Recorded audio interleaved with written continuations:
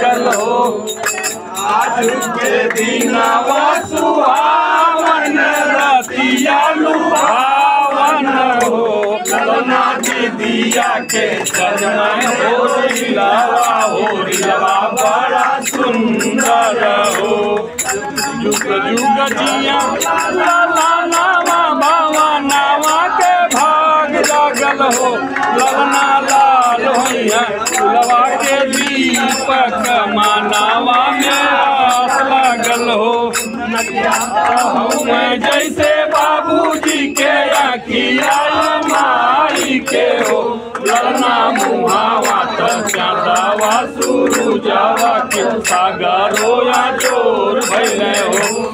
जुग जुग जिया सो ललनावा भवनवा के भाग जागल हो।